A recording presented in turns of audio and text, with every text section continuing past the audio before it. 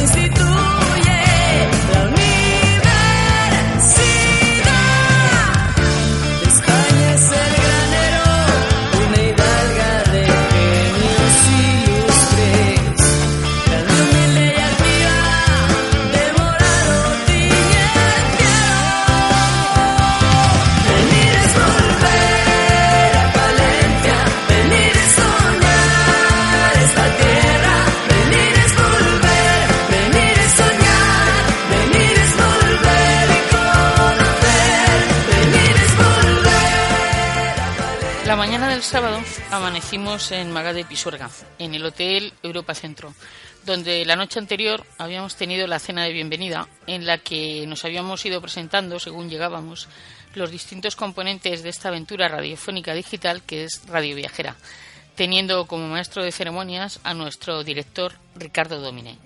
El primer destino al que nos llevó el autobús que nos desplazó durante todo el fin de semana por los distintos lugares fue el centro de Palencia. Y ahí llegó la primera sorpresa que nos brindó esta ciudad. Bueno, realmente llegaron dos sorpresas. Por un lado, no sabíamos que nos estaba esperando un guía local para que no perdiéramos detalle. Y por otro lado, la sorpresa en sí, la gran sorpresa que fue la catedral. La ciudad sorprende, pero lo hacen sobre todo las proporciones de su catedral, tan poco conocida. quizás debido a la fama de su vecina Catedral de Burgos. Al verla por primera vez, la primera impresión que causa es engañosa. Hay que rodearla para ser consciente de su inmensidad. Sorprende el dato de que es la tercera catedral más grande de España, después de la de Toledo y la de Sevilla. Cuenta con 130 metros de largo por 50 de ancho, con una altura nada desdeñable de 43 metros. Su construcción abarcó los siglos XIV y XV. Se edificó sobre una construcción anterior de estilo románico, de la que apenas se conservan vestigios, y ya antes en este lugar había habido una cripta visigoda, que se encuentra en el subsuelo. La obra es de estilo gótico, pero dada la prolongación de las obras, también tiene elementos renacentistas. Al recorrer el espacio exterior, tienes la sensación de estar viendo un carrusel. Acostumbrados a ver catedrales con la fachada principal, laterales y parte trasera, nos encontramos circunvalando un edificio de 3 fachadas, ya que la catedral no tiene una fachada principal propiamente dicha. Las 3 fachadas con sus 5 puertas van ordenando ese universo casi circular.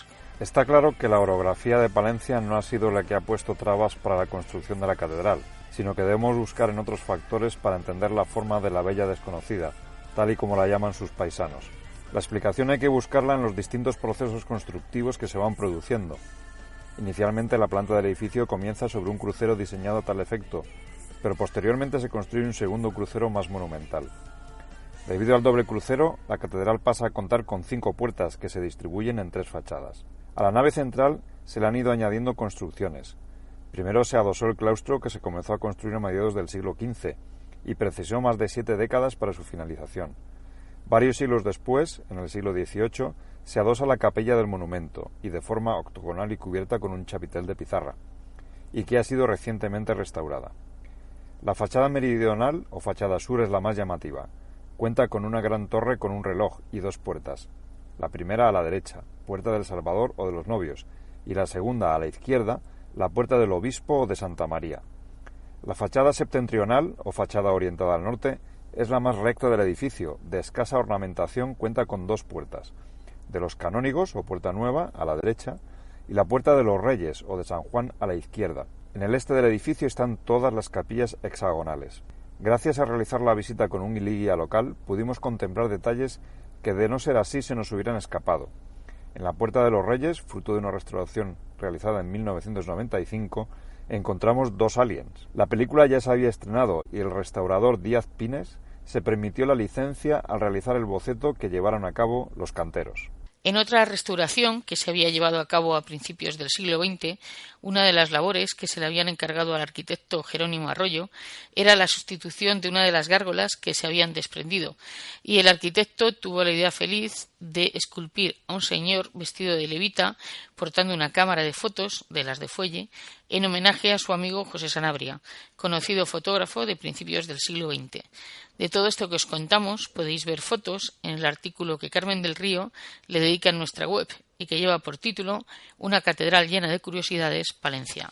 Otra curiosidad, hablando de ellas, es que en esta catedral se casaron los primeros príncipes de Asturias y existe la creencia de que Enrique III y Catalina de Lancaster entraron para casarse por la puerta de los Novios, pero es harto difícil porque el enlace tuvo lugar en 1388 y la puerta se construyó en el siglo XV. Así que, como nos cuenta Carmen del Río en el citado artículo, casaron, pero por esta puerta no pasaron. Animaos a conocer la Catedral de Palencia, y al viajero occidental os aconseja que si podéis os apuntéis a una visita guiada. Merece desde luego la pena. Es la mejor forma, pensamos, de que se te escapen muy pocos detalles.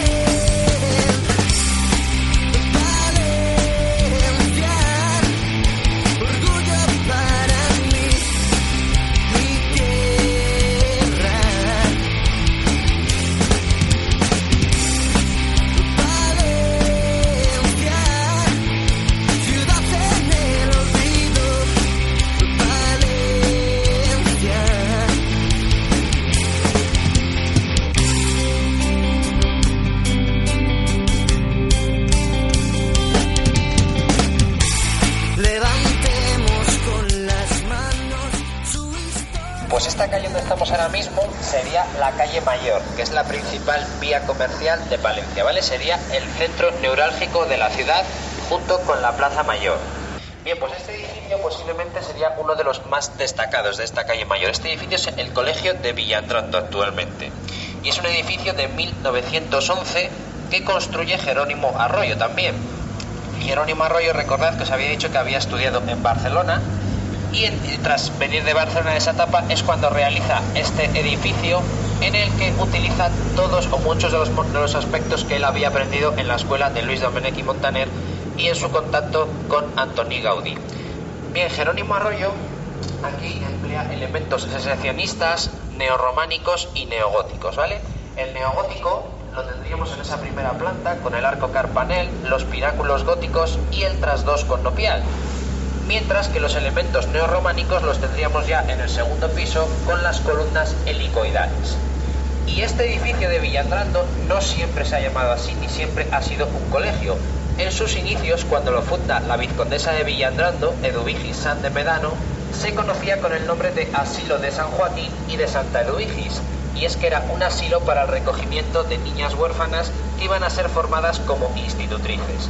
De hecho, en la parte superior, en la cubertería, podemos ya ver representada a la vizcondesa, acompañada de algunas de sus alumnas, y el vizcondado de Villandrando también lo tendríamos representado en el edificio.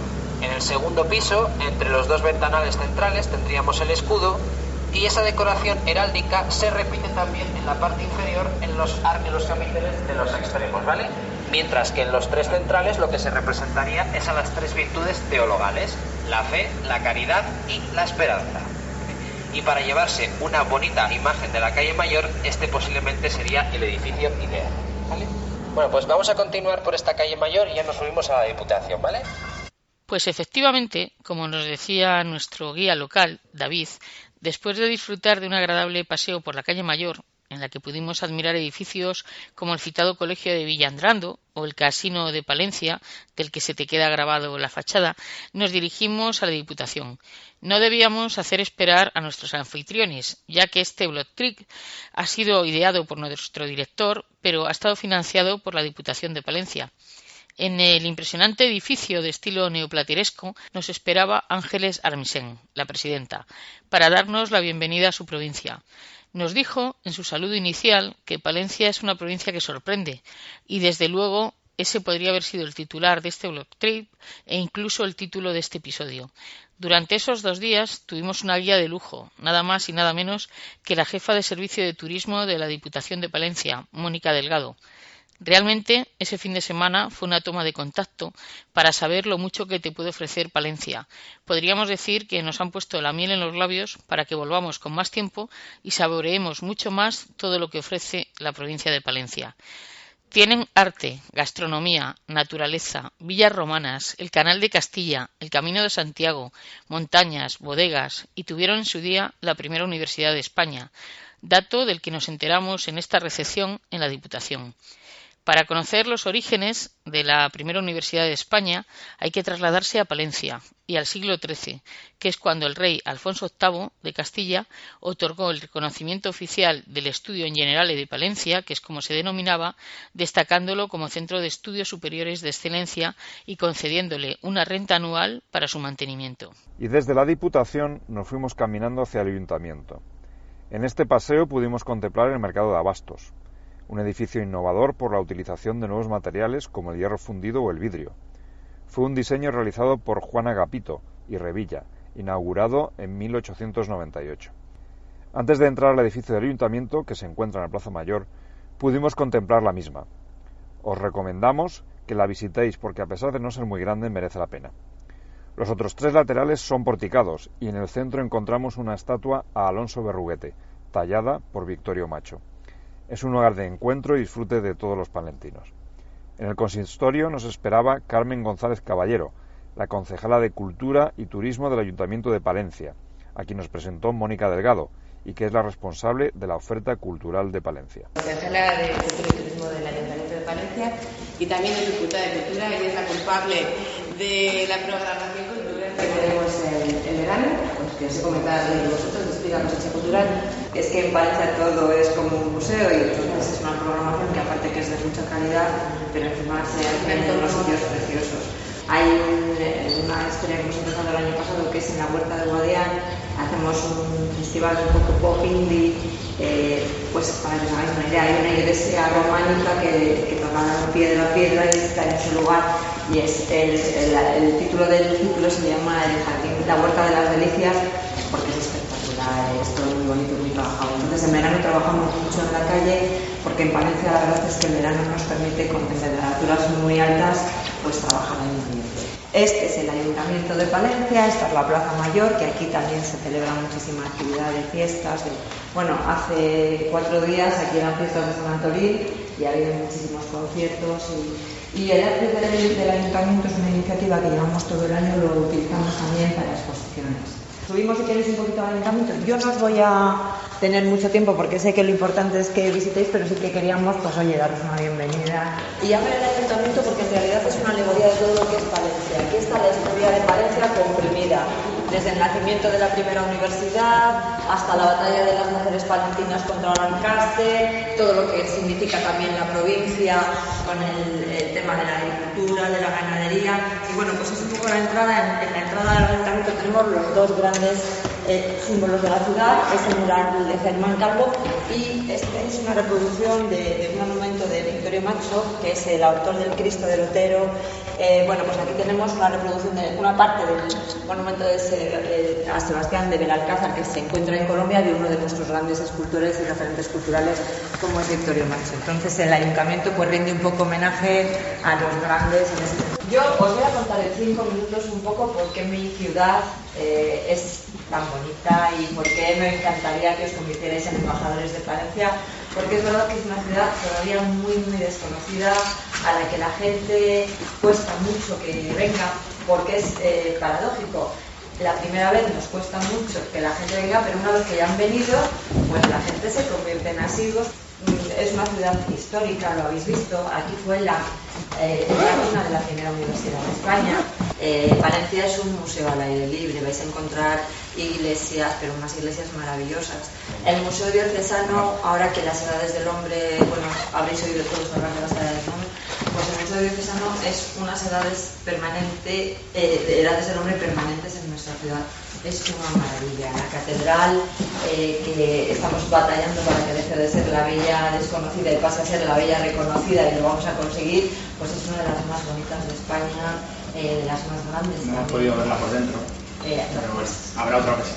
Y bueno, pues sobre todo que Palencia es una ciudad de estas ahora que está muy de moda, todo lo del slow city y tal, pues en Palencia se vive en la calle, cualquier rincón es apetecible para sentarse y disfrutar. Es una ciudad muy amable, pero hasta la gente de verdad que somos muy amables. La gente que viene de fuera, los estudiantes jóvenes que vienen de fuera están encantados porque pues hacen una vida que en sus países o en sus ciudades no pueden hacer. Aquí los niños juegan en la calle todavía, puedes dejar a los niños que vayan solos y vuelves sin problemas. Y bueno, pues qué voy a decir, un comercio estupendo, porque todavía el comercio multimarca tiene mucha importancia, no todos son franquicias, el trato es diferente. Y bueno, pues en lo que respecta a mí como concejal de cultura, pues tenemos una vida cultural en esta semana, y es casual, quiero decir, pues tenemos el Festival de Teatro Ciudad de Palencia con una serie de obras a nivel, vamos, entre las mejores de la cartelera española en este momento.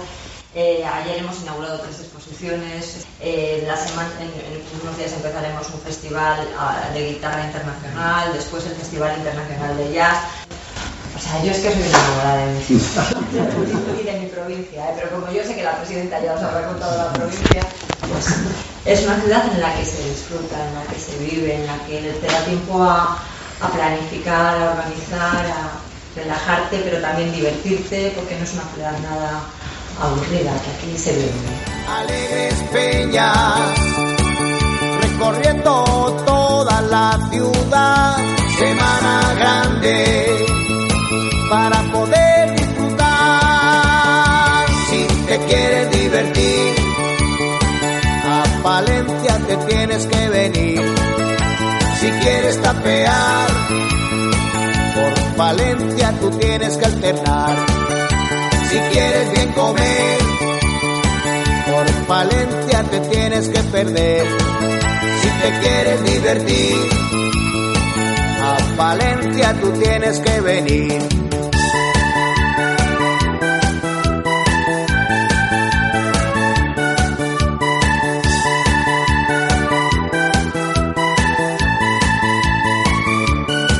Y llegarán las puestas de sol. Después de salir del ayuntamiento, aún tuvimos tiempo de disfrutar un poco más de la calle Mayor y de contemplar la estatua a la mujer palentina.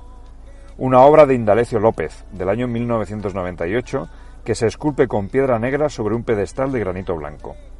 Y antes de regresar al autobús, para emprender camino hacia un nuevo descubrimiento, aún pudimos contemplar la iglesia de San Miguel. Nos subimos al autobús para irnos a conocer uno de los símbolos de la ciudad de Palencia, el Cristo del Otero. Impresiona por su tamaño y por las vistas que puedes contemplar desde allí.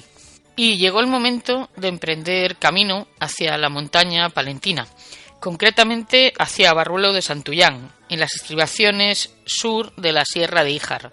Allí, José González Domínguez, Chechu, nos explicó cómo llevaron a cabo la restauración de la antigua estación de tren de Barruelo de Santullán, poniendo en marcha una nueva oferta de ocio para toda la familia, en la que los componentes del Blog Trick de Radio Viajera también pudimos disfrutar de muchas actividades y degustar una olla ferroviaria. Entonces poco a poco pues hemos ido reformándolo y hasta dejarlo como está. Primero empezamos a sacar camiones, un poquito hasta aquí, hasta ahí. ¿Y fue idea vuestra montar esto así? Sí. La idea nuestra era alquilárselo a DIF para hacer ahí un pequeño saloncito, que tenemos arriba una casa, la casa de la Gota, y se nos quedaba pequeña. Y dije, pues haremos un salón un poco más grande ahí, y en la nave echamos un poco de hormigón, la mitad de hormigón, y para el garaje, para los coches y tal. Esa era la idea primera, pero luego nos vinimos arriba y ya y por si acaso, y total, que empezamos a echar hormigón y tal, y hemos echado más de 110 cubas de hormigón, hemos echado más de 300 camiones de zahorra, más de 200 camiones de relleno. O sea, ha sido una obra y luego hemos rehabilitado todo, que ya lo veréis. Por fuera está todo como antiguo y por dentro tenemos los medios más sofisticados que ya lo veréis. Hay pantallas de 88 pulgadas, simuladores, o sea, por dentro es todo como muy moderno y por fuera es todo como muy antiguo. Y a media tarde, desde ahí nos fuimos al Geoparque de las Loras. Este geoparque es un espacio de la red de geoparques de la UNESCO que se encuentra localizado en las provincias de Palencia y Burgos. Fue incluido en la red de geoparques europeos el 5 de mayo de 2017. El geoparque conjuga muchas cosas. Conjuga un patrimonio geológico que es, no siendo súper espectacular, es decir, no tenemos un gran volcán, no tenemos una formación geológica bestial y tal, pero tiene, sin embargo, dos características. Una gran diversidad geológica, y luego todos los geólogos que vienen muchísimos, coinciden en una virtud que tiene este geoparque, y es que la geología se entiende a la primera, es como un libro abierto. Por eso vienen tantas universidades, tantos colegios, porque para los profesores y la gente que enseña geología, esto es un chollo. Es muy fácil explicar la geología. Es un paisaje fundamentalmente kástico, aunque no lo creáis, es el fondo del mar.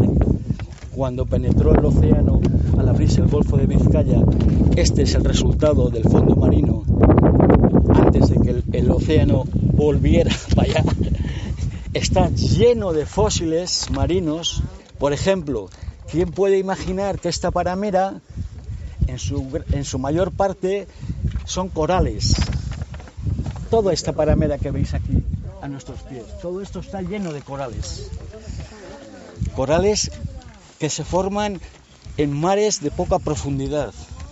Del geoparque nos hicimos una idea con estas nociones y con la panorámica que contemplamos desde el mirador de Valcavado, en el Ayuntamiento de Pomar de Valdivia. Pero tenemos pendiente volver porque estamos hablando de un geoparque que tiene 1000 kilómetros cuadrados, con lo cual lo que tenemos es una noción mínima de lo que se puede ver allí. Desde allí, desde este mirador, nos dirigimos después a la Cueva de los Franceses, que debe su nombre a que era lugar de enterramiento de los soldados galos en la Guerra de la Independencia. Se encuentra en Revilla de Pomar. Se accede a ella por un túnel artificial y es un lugar que no debéis perderos. Para rematar el día, desde aquí nos fuimos a cenar al parador de Cervera de Pisuerga, donde también pasamos la noche y pudimos contemplar un bello amanecer.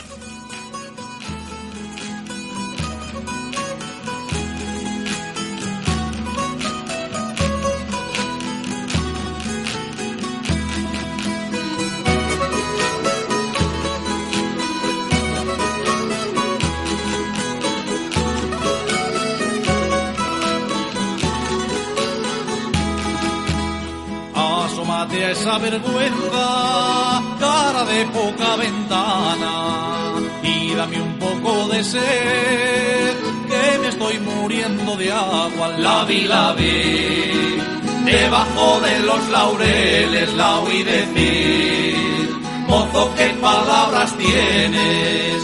Tienes los ojitos negros y tienes los labios rojos, pero tienes unas manos tan negras como los ojos. La vi, debajo de los laureles. El domingo por la mañana, después de un descanso reparador en el parador de Cervera de Pisuerga y de una agradable charla con su gerente, pusimos rumbo a Fromista. ¿Qué contaros de Fromista y su románico? Tenéis en nuestra web un interesante artículo firmado por Carmen del Río con el que podéis haceros una idea de todo lo que hay que ver allí, porque es cierto el dicho de que más vale una imagen que 1000 palabras. Pues ahí os contamos todo lo que vimos y podréis disfrutar de todo el románico que allí se contempla. Nos centraremos más aquí en una novedad. Por Fromista pasa el Camino de Santiago y resulta que ahora tienes la opción de realizar un pequeño tramo del mismo por el Canal de Castilla en una embarcación eléctrica. Nosotros nos trajimos nuestra compostelana con nuestro sello. Acabamos de zarpar desde la esclusa más grande de todo el Canal de Castilla, la esclusa múltiple de Fromista, la única que posee 4 vasos, numerada como la 17, 18, 19 y 20, y salva un desnivel aproximado de 15 metros. Lamentablemente a día de hoy no está operativa, no es navegable. La única esclusa operativa y navegable del ramal del norte es la Sexta, que se encuentra en Herrera de Pisuerga, y la remonta al barco Marqués de la Ensenada, nombre de uno de los impulsores del canal junto con Fernando VI. Juan de Omar, el nombre de esta embarcación, fue uno de los constructores, uno de los ingenieros que estuvo presente en las obras en la segunda parte de su construcción. Las obras comenzaron en Calahorra de Rivas en el año de 1753, ya que era el terreno más llano y más fácil de excavar. Tardaron aproximadamente unos 100 años en construirlo y le dieron otros 100 años de uso. Nació como vía fluvial de transporte y comercio entre Castilla y Cantabria. Castilla era una zona muy aislada y no podían darle salida al excedente agrario, sobre todo el cereal. El proyecto fue llegar hasta Reynosa, desde Reynosa hasta Santander por caminos y con carros. Dificultades técnicas, bélicas y económicas en la construcción hicieron que el canal quedase en Alar del Rey, su parte más al norte. Aún así, hay que decir que en los siglos XVIII y XIX fue la principal vía de transporte, comercio, economía e industria. A la vez que exportaban el cereal, lógicamente introducían todo tipo de mercancías que también generaban industria y economía. Todas esas mercancías las transportaban en barcazas tan grandes como esta, barcazas tan grandes como pan de mar. Llegaban a cargar desde los 10.000 kilos hasta los 30.000. Iban remolcadas por mulas desde tierra, desde los caminos de Sirga, con 1, 2 o hasta 3 mulas. Amarraban las barcazas más o menos desde esta distancia, desde el través de la embarcación, por un lado, normalmente por el lado derecho en el sentido de su marcha, con una cadena, maroma o sirga, como la llamaban, 25-30 metros de longitud hasta las mulas, que una detrás de otra iban arrastrando esas barcazas. Tardaban aproximadamente entre 7 y 9 días en hacer el recorrido del canal completo. El canal dejó de ser navegable en el año de 1959 por competencia directa con el ferrocarril. El ferrocarril, muchísimo más moderno, cargaba más mercancía, lógicamente llegaba antes al destino. El canal poco a poco fue quedando en desuso hasta convertirse en lo que es hoy, un canal de abastecimiento de poblaciones y de regadío. A día de hoy riega más de 30.000 hectáreas y abastece de agua potable a más de 300.000 habitantes entre Palencia, Burgos y Valladolid. También genera energía hidroeléctrica limpia. En algunos puntos de sus viejos molinos, solo en algunos, se sustituyen esas norias por modernas turbinas que generan electricidad. Uno de los puntos lo tenemos aquí en Fromista. El cuérnago de la esclusa, que antaño alimentaba un molino, hoy alimenta una central eléctrica. Si nos fijamos en nuestra banda derecha, en nuestro lado derecho, en la margen izquierda del canal, vemos el camino de Sirga totalmente rehabilitado. Recuperan esos antiguos caminos que era el turismo para poder hacer el canal practicable en bicicleta, a pie o a caballo. La particularidad que tiene este tramo, comprendido entre Fromista y Boadilla del Camino, que el Canal de Castilla y el Camino de Santiago discurren paralelos. Toda esta gente que vemos por aquí, peregrinos cansados, que van hacia Santiago. Nada más, muchísimas gracias por la atención y que disfruten del viaje. Muchas gracias. Pueden salir a proa, a popa, tranquilamente. Y para poner el broche a este fin de semana por Palencia, organizado por Radio Viajera y subvencionado por la Diputación de Palencia, nos fuimos a comer un lechazo churro en el Mesón de los Templarios. No somos capaces de imaginar un mejor broche para este blog trick. Pero antes de acabar el programa, aún tenemos una sorpresa, porque hoy tenemos a un invitado especial. En este cierre de la segunda temporada del Viajero Accidental en Radio Viajera, hemos invitado a su director, Ricardo Domine, a compartir unos minutos y experiencias con nosotros. Hola Ricardo, ¿qué tal estás? ¿Por dónde te pillamos hoy? Pues hoy me pilláis en casa, me pilláis tranquilo. ¿Cosa rara? Pero sí, cierto. Pero bueno, he estado hace poco durante el puente, ha sido mi último viaje por Edimburgo, Escocia, y bueno, la verdad es que viajando mucho sin salir de casa algunas veces. Oye, Ricardo, parece mentira que ahora hace algo más de un año que nos liaste. Nos liamos todos para este proyecto que ya es una realidad, que es Radio Viajera. Han pasado un montón de cosas desde entonces, pero creemos que merece la pena saber el origen de todo esto. Es decir, cómo surge la idea de Radio Viajera. El origen de algo siempre es una pregunta muy metafísica, ¿no? ¿De dónde venimos? ¿A dónde vamos? Es complicado de saber, pero bueno, imagino que una causalidad, un conjunto de factores que llevaron a Radio Viajera. ¿Dónde está el punto inicial? Pues no lo sé, pero imagino que en el gusto por la tecnología y por una parte de mí que es un poco friki, y que lleva escuchando podcast pues muchísimos años. Entonces, bueno, escucho podcast siempre que puedo, haciendo deporte, haciendo la cena, en la piscina, que por cierto me regalaron unos cascos acuáticos y prácticamente fue un cambio absoluto en mi vida, porque ahora puedo nadar y escuchar los podcasts al mismo tiempo. Y a partir de ahí, pues un día que íbamos a ir de viaje a Úbeda, a Jaén, y nos dio por buscar pues podcast para escuchar y qué ver en ese lugar y qué hacer durante nuestras vacaciones en ese lugar. Y no encontré podcast en este formato. Encontraba siempre podcast de noticias, podcast de de actualidad, pero no encontraba un podcast que dijera, bueno, pues cuando viajes a un sitio es importante que no te pierdas esto o que hagas esto. A partir de ahí yo creo que surgió la chispa y se me ocurrió hablar con varios bloggers de viajes, entre ellos pues el Viajero Accidental, y crear, bueno, pues una emisora en la cual pasáramos a audio todo lo que estaba escrito en una página web o en una revista como el caso de la vuestra. Probablemente muchos oyentes se pregunten qué dificultades encuentra uno para poner en marcha un proyecto tan ambicioso como este. ¿Qué barreras ha habido que romper y hay que seguir rompiendo, imagino? ¿Y quién te ayuda a hacerlo? Porque hay un equipo detrás de Radio Viajera, ¿no? Hombre, sí, esto solo no vamos, por mucho que quisiera, no podría. Barreras hay muchas. Ha habido que romper muchísimas porque esto es algo nuevo. No hay nada en el mercado como Radio Viajera que sea una radio digital, temática, es que no hay prácticamente ninguna. Hay muchas radios digitales, pero todas mezclan el formato podcast con un formato más de noticia y de actualidad que comentábamos antes. Entonces, cuando es algo nuevo, pues siempre, bueno, pues cuesta introducirlo en el mercado. Yo ahora mismo barreras, sobre todo a la hora de introducir el producto en empresas y en territorios, pues hay muchas veces que me encuentro con la barrera de, bueno, esto es algo nuevo y la persona que tiene que dar el paso dentro de esas empresas para apostar por eso nuevo, para esa persona supone un trabajo a mayores, porque tiene que convencer normalmente a sus jefes de que están haciendo una inversión correcta. Y a lo mejor por invertir un dineral en una página de un periódico de tirada nacional, pues cuando llega su jefe le dice, ¿dónde has invertido el dinero de publicidad? Pues lo he invertido en El País, por poner un ejemplo. Pues ahí no hay ningún problema, no tengo que dar más explicaciones, lo he invertido en El País y el retorno será el que sea, porque no lo puedo medir. Pero si el retorno tiene que explicarlo, que ha invertido la mitad de dinero en Radio Viajera, pues tiene que dar mucha explicación a su jefe porque se la va a pedir, porque es algo diferente.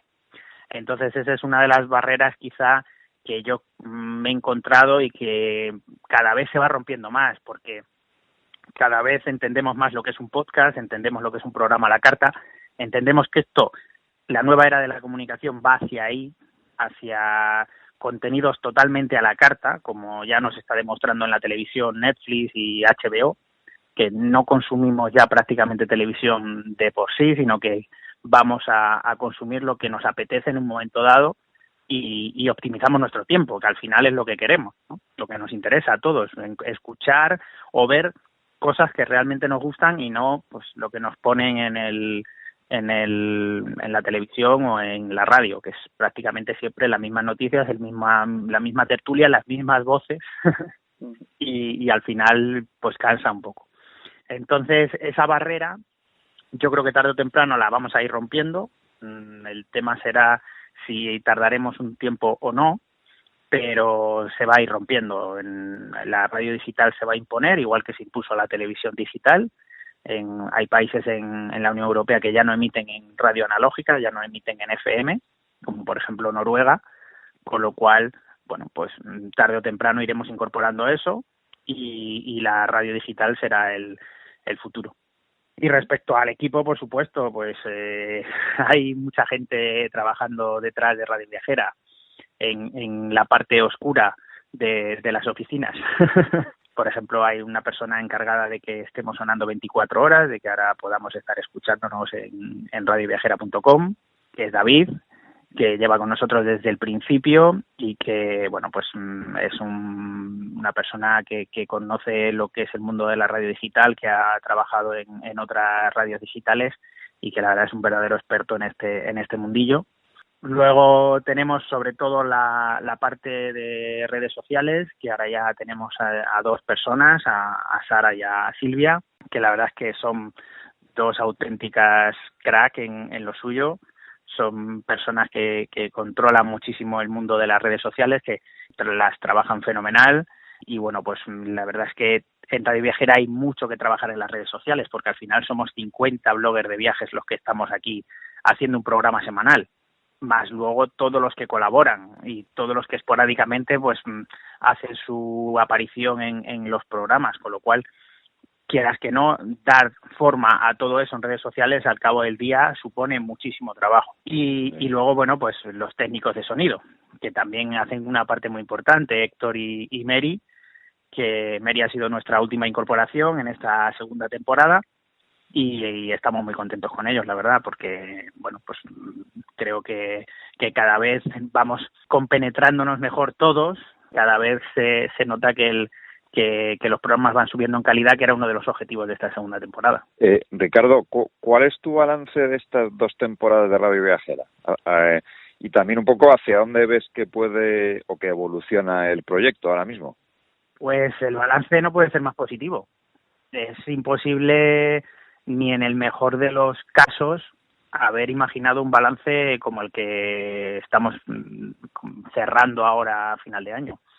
Estamos hablando de que hemos captado más de 125.000 oyentes de nuestros directos. Eso, la ventaja de la radio digital que comentábamos antes es que aquí todo es medible, absolutamente todo. Sabemos cuántas personas hay conectadas ahora mismo, cuántas personas, el tiempo que consumen de nuestro audio y prácticamente controlamos todo.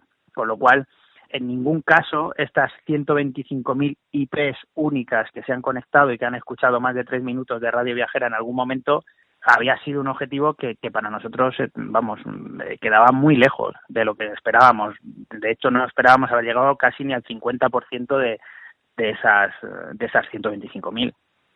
Entonces, para nosotros ha sido muy satisfactorio. Y luego, lo que más contento estamos es con la parte de las descargas de podcast, tenemos más de 80.000 descargas de podcast durante el mes de octubre y hemos superado las 80.000 también en el mes de noviembre, con lo cual son ya números muy considerables y que entre todos los programas estemos en esos niveles de audiencia es muy importante, porque aquí la audiencia es 100% real, está basada en según las normas de la IAB, que es una asociación que vela porque no haya fraude en este tipo de estadísticas y que una descarga realmente suponga una descarga y no un robot el que esté detrás. Entonces, todas estas estadísticas ayudan a que la publicidad tenga un retorno real cuando la haya dentro de una radio digital. Entonces, 80.000 descargas a día de hoy efectivas y no basadas en una estimación, como por ejemplo el Estudio General de Medios, pues para nosotros es un orgullo, la verdad. Estamos, súper satisfechos y súper contentos y bueno, pues siempre, y quiero recalcarlo aquí públicamente, gracias a todos vosotros, porque al final sois vosotros los que estáis también llevando esto adelante. La Radio Viajera no podría ser una emisora de radio si no hubiera gente que hiciera programas de viajes. Entre ellos, pues el Viajero Accidental, claro. y viendo cómo evoluciona el proyecto, ¿nos puedes contar algo de la temporada 3? ¿Tenéis alguna idea ya o nos adelantamos? Sí, bueno, ya estamos trabajando en la temporada 3. Ya estamos trabajando en nuevas incorporaciones, estamos trabajando en Fitur, ya, que va a ser, digamos, el punto de partida de la temporada 3, como fue de la temporada 1. Nosotros empezamos a emitir el 22 de enero, el día después de Fitur 2018. Y efectivamente en Fitur vamos a hacer una celebración. Todavía no os puedo contar nada exacto todavía, pero bueno, será abierta probablemente a que cualquier oyente nos pueda visitar por Fitur y brindar con nosotros por este primer año y por estos resultados. Y la temporada 3 gira hacia la creación de programas exclusivos y ya predefinidos antes de la temporada sobre los viajes. Es decir, vamos a ir hacia un modelo de programa en el que el viaje lo hagamos y luego lo contemos, o sea, que sea más instantáneo, no como ahora que estamos hablando quizá de viajes que hemos hecho durante nuestra etapa de página web o de blog, o de revista, como el Viajero Occidental. Ahora vamos a ir ya con viajes mucho más programados, vamos a realizar podcasts que difundan un territorio y qué es lo que hay que ver en ese territorio, pero más a la carta, ya establecidos y bueno, pues con una planificación y unos contenidos que realmente nos eleven en calidad, que es el objetivo de la tercera temporada, dar un paso de calidad bastante alto. Ricardo, se nos acaba el tiempo que te vamos a contar, así que tú no sepas. Estamos entusiasmados de seguir haciendo cada vez más grande la comunidad de Radio Viajera, de ser parte de este proyecto y de hablar contigo día sí y día también casi, de compartir alegrías cada vez que las cifras de seguidores o de descargas aumentan y bueno, ilusionados ya pensando en la temporada 3. ¿Se te ocurre algo que añadir para los radioviajeros que nos escuchan? Bueno, simplemente volver a daros las gracias a vosotros, porque hoy estoy hablando con vosotros, pero en general a todos. Aprovecho vuestra oportunidad para dar las gracias a todos, tanto los que hacen programas como los que también lo escuchan programas, porque cada vez somos más, pero todo este flujo de gente que cada día escucha viajes, para mí una de las satisfacciones es que esa gente está escuchando contenidos que crean buen ambiente o que generan cierta felicidad, porque cuando uno escucha malas noticias en televisión o corrupción, crisis, etcétera, de acuerdo, por darle dos palabras que están en boca de cualquier tertuliano, pues al final te vas a la cama o te vas a la calle, o si lo escuchas por la mañana, te vas de mal rollo. Y yo creo que Radio Viajera lo que genera es lo contrario. Es decir, tú cuando estás oyendo hablar de un viaje, si no lo has hecho, te genera ganas de viajar, y si lo has hecho, te te recuerda ese momento del viaje. En la mayoría de los casos, en el 99% de los casos, cuando has estado de viajes, has disfrutado mucho del viaje, con lo cual, para mí la satisfacción mayor es que todos esos 125.000 oyentes o esas 80.000 descargas mensuales que tenemos, es gente que se va con un buen recuerdo de Radio Viajera y que nos escucha y que se genera una energía positiva a nuestro alrededor. Con lo cual, bueno, pues muchísimas gracias a todos vosotros que sois los creadores de todo esto. Es el mismo buen ambiente que se respiró y que vivimos en el Blood Trip de Palencia, que es al que hemos dedicado el episodio de hoy, realmente.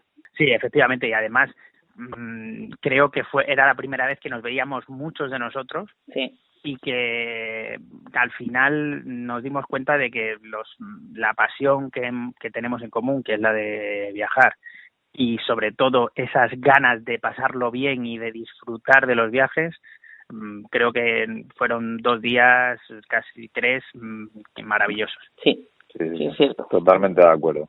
Bueno, pues poco más que añadir, ¿no? Que esperamos la temporada 3 con ganas ya, y que ya estamos echando de menos los episodios y aún no nos hemos despedido. Pues que paséis una feliz Navidad y que el año nuevo nos llene de viajes. Eso es. Igualmente, Ricardo. Un abrazo, chicos. Un abrazo muy fuerte.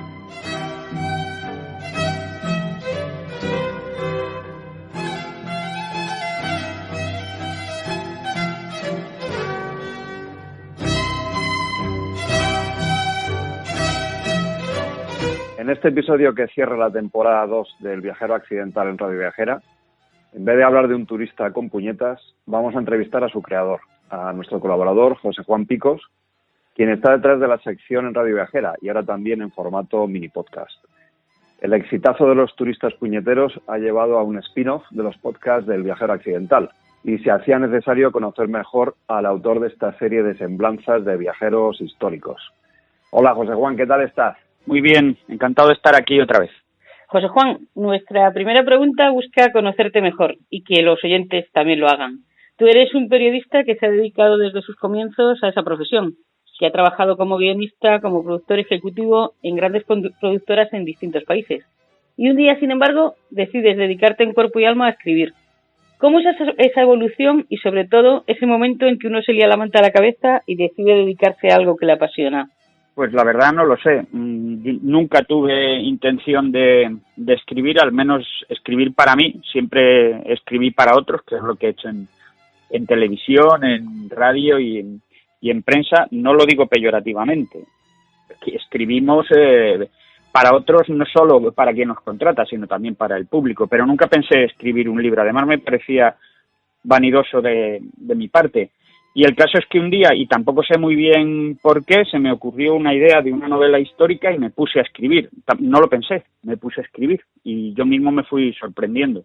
Lo que ha ocurrido en estos, va para 9 años ya de escribir libros,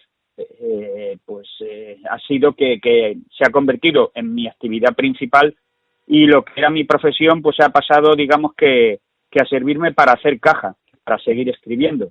Y bueno, y aquí estamos. Encantado. Por otro lado, es muy difícil, tiene momentos duros. Considero que durante todos estos años lo que he hecho ha sido hacer músculo contra la frustración y contra el no, y bueno, personalmente eso también vale, porque la verdad es que el mundo editorial es todavía más difícil que el mundo de los medios, y ya el mundo de los medios lo es, y lo es bastante. Esa evolución te lleva a la novela histórica, novelas en realidad.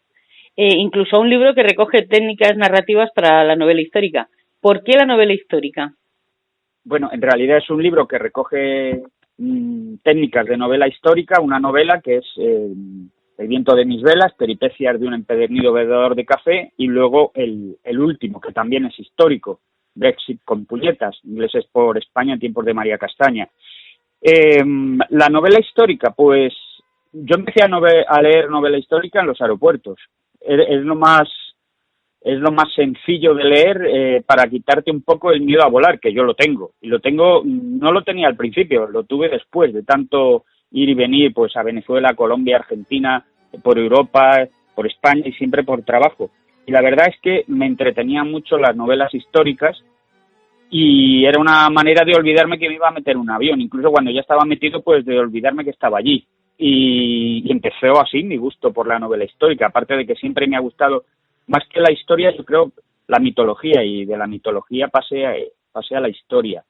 Y bueno, como era casi de lo que más había leído, incluyo en novela histórica, por ejemplo, las de Pérez Galdós, ¿no? Los episodios nacionales y novelas de este tipo, no solo los bestsellers o las novelitas de pasta blanda que puedes leer en un aeropuerto. Y bueno, pues con ese bagaje, pues un día me puse a escribir, que ya os digo que no sé cómo ni por qué, se me ocurrió la idea y empecé a desarrollarla, y bueno, y por ahí he seguido.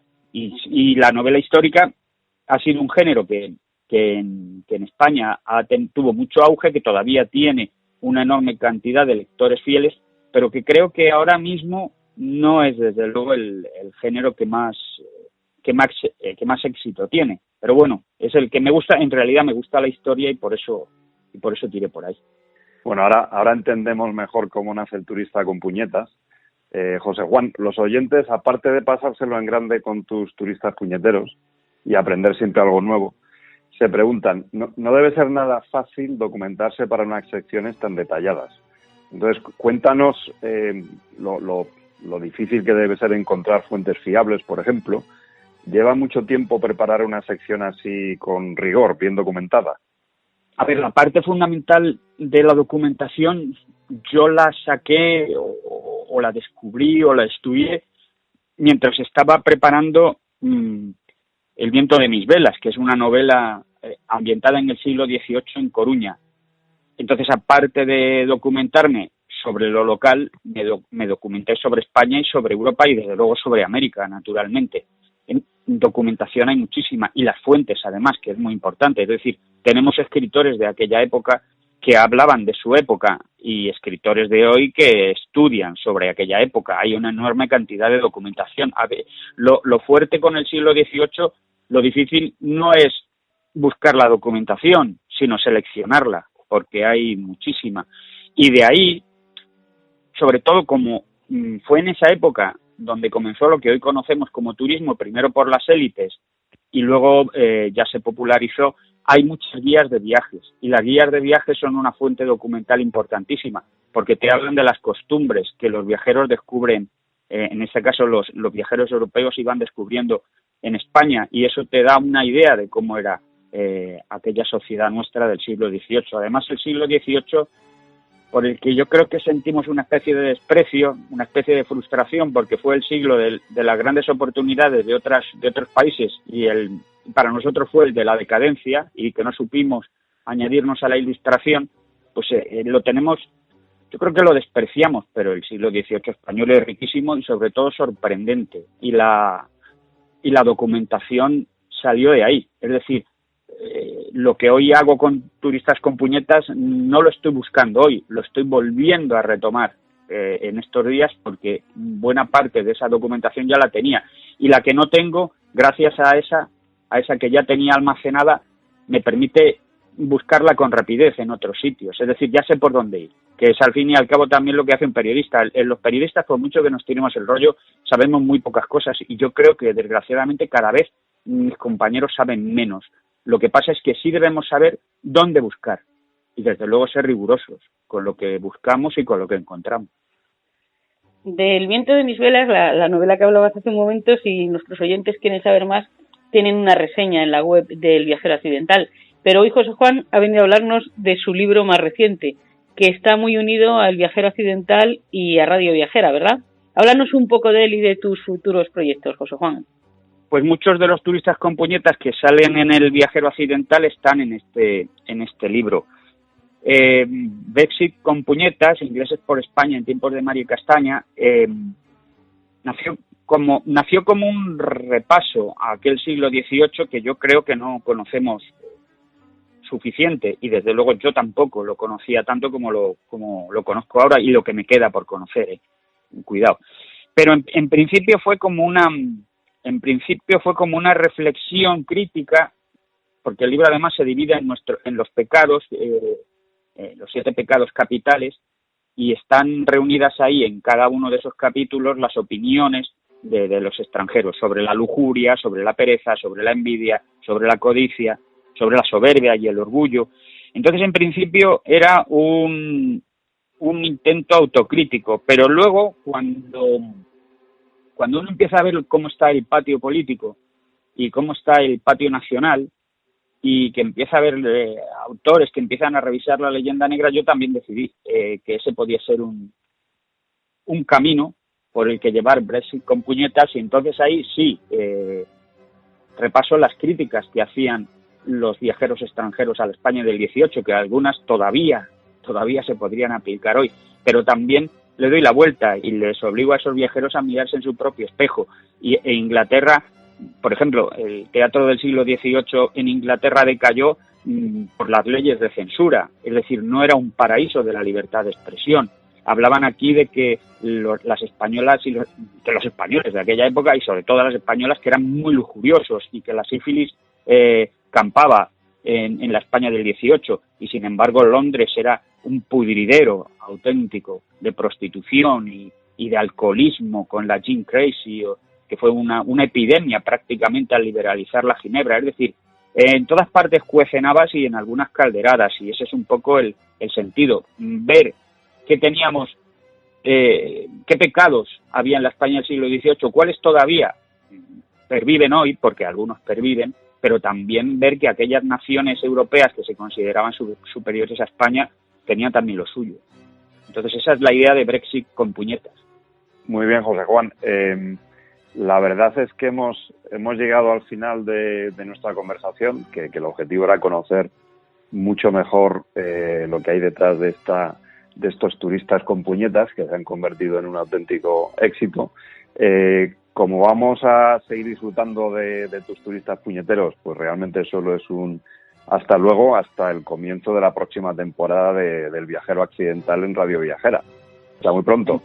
Hasta muy pronto, y encontraremos nuevos turistas con puñetas, que seguro que seguro no, ya os digo que los hay, y algunos insospechados. Y bueno, lo único que me queda por decir es hacerme un poquito de publicidad, que Brexit con puñetas, ingleses por España en tiempos de María Castaña, pues está a disposición de todos los oyentes en Amazon. Correcto, eso es muy importante, eso queremos que se sepa y se sepa lo más posible. Y a través de nuestros podcasts en la web del Viajero Accidental también podéis acceder directamente al libro, porque tenéis el link para ponéroslo muy fácil. Exacto. Pues muchas gracias y nos vemos en el comienzo de la siguiente temporada, o nos oímos. Hasta luego. Exactamente, hasta entonces. Chao.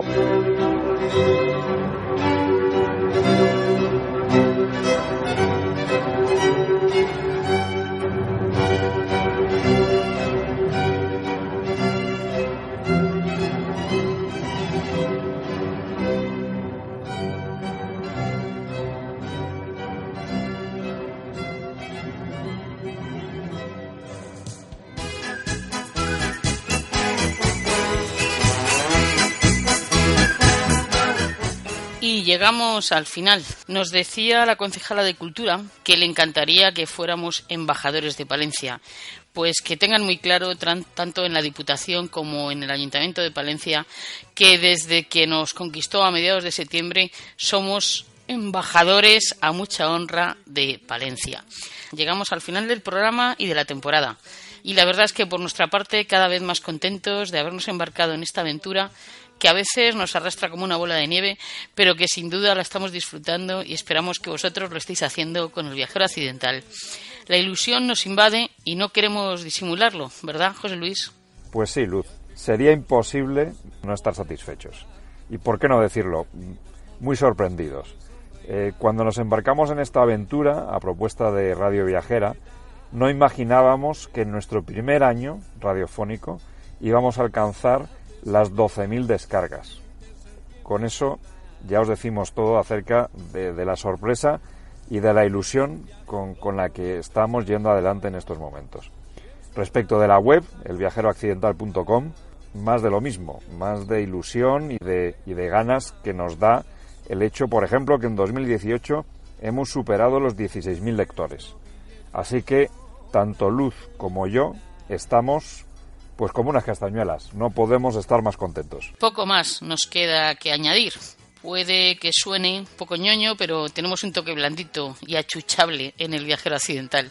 Así que os deseamos que en el año que comienza en breve la lluvia de la felicidad os pille sin paraguas, y en lo que pueda contribuir el viajero accidental a esa felicidad, ahí estaremos.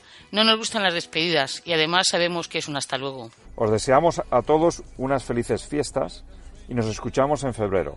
Sed muy felices, radioviajeros, y haced caso al tema de despedida. Seguid viajando con nosotros. Iremos allá todos juntos. Quien compra nuestro billete compra la felicidad. Viaje con nosotros si quiere gozar. Viaje con nosotros a mi lugar y disfrute de todo al pasar y disfrute de las hermosas historias que les vamos a contar. Todos juntos.